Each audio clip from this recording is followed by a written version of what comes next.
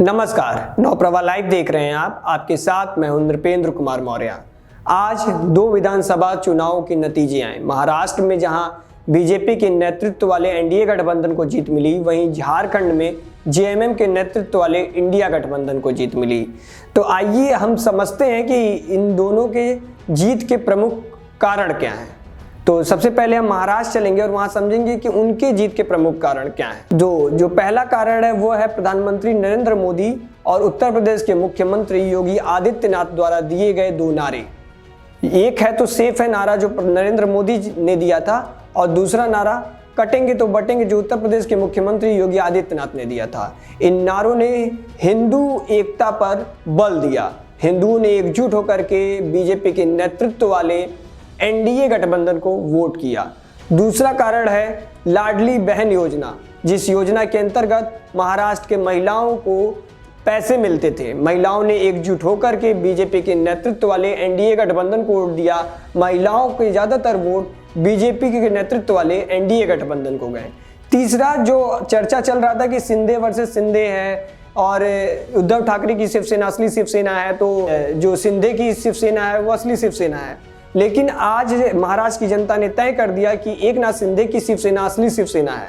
एकनाथ शिंदे ने मुख्यमंत्री रहते हुए बेहतर काम किया और उनके चेहरे पर जो ये चुनाव लड़ा जा रहा था वो साबित कर देता है कि एकनाथ शिंदे ने इस चुनाव को जीत लिया है। उनके चेहरे पर ये चुनाव जो लड़ा गया वो काबिले तारीफ था। चौथी जो बहुत बड़ी कारण है महाराष्ट्र की जीत की, वह है बीजेपी और आरएसएस की जुगलबंदी। आरएसएस ने ग्राउंड लेवल पर बीजेपी के लिए बहुत काम किया। आरएसएस के कैडर ने घर घर जाकर के बीजेपी के लिए प्रचार किया, जो बीजेपी के लिए एक संजीवनी बूटी की तरह काम किया। पांचवा कारण है मराठा आरक्षण और ओबीसी वोट बैंक। बीजेपी ने मराठा आरक्षण के जो मांग थी उसको बढ़ने नहीं दिया। विपक्ष के पास मुद्दों की कमी थी, जिसके कारण वो मुद्दा हावी नहीं हो सका। और ओबीसी वोट बैंक जो बार बार जो प्रधानमंत्री नरेंद्र मोदी कहते हैं कि हम लोग ओबीसी के लिए काम करते हैं, ओबीसी वोट बैंक ने खूब बीजेपी के नेतृत्व वाले एनडीए गठबंधन को वोट दिया। पांचवा कारण जो बार बार समझ में आता है कि लोकसभा चुनाव जो इस बार हुए थे उसमें उस समय महाराष्ट्र में सबसे ज्यादा नुकसान बीजेपी को विदर्भ के क्षेत्र में हुआ था। बीजेपी ने उस पर काम किया और विदर्भ के क्षेत्र में बीजेपी को बहुत बड़ी जीत मिली है।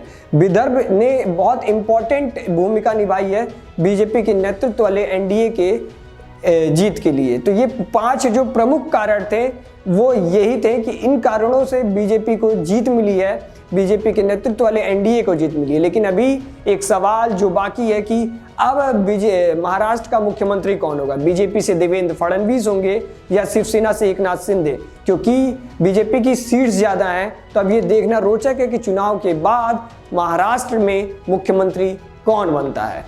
तो अब चलिए आते हैं दूसरी तरफ, अब बात करते हैं झारखंड की। झारखंड में सीबी सोरेन की झारखंड मुक्ति मोर्चा की नेतृत्व वाले इंडिया गठबंधन को जीत मिली। अभी जो रुझान सामने आ रहा है उसमें 55 सीटों पर झामुमो आ गया है और 25 सीटों पर भारतीय जनता पार्टी की गठबंधन आ गई है।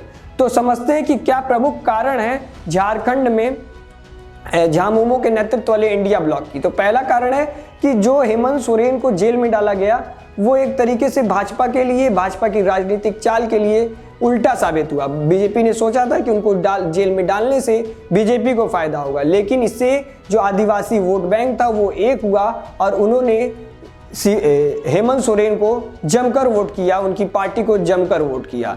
दूसरा कारण है कि जो 81 सीट है झारखंड में, उसमें से 81 में से जो 26 सीट हैं वो एससी और एसटी के लिए रिजर्व हैं और उन सीटों पर 77% से ज़्यादा वोटिंग हुई। और जो वो 77% से ज़्यादा वोटिंग हुई वो पूरे वोट हेमंत सोरेन की पार्टी को गए, हेमंत सोरेन के नेतृत्व वाले इंडिया ब्लॉक को गए। तो ये एक प्रमुख कारण है, जो आदिवासियों का जो एक तरफा वोट है वो हेमंत सोरेन को मिला। तीसरा जो योजना है जो महाराष्ट्र में बीजेपी के लिए अच्छी साबित हुई वो झारखंड में जेएमएम के लिए साबित हुई। वो योजना है मैया सम्मान योजना, जिसके मुताबिक जो झारखंड की सरकार थी वो महिलाओं को 1000 रुपए प्रति माह देती थी। तो इस वजह से महिलाओं ने महाराष्ट्र में भारतीय जनता पार्टी के लिए और झारखंड में झामुमो के लिए जमकर वोट किए, एक तरफा वोट किए। तो ये कुछ प्रमुख कारण थे जिससे महाराष्ट्र में बीजेपी को जीत मिली और झारखंड में झामुमो को।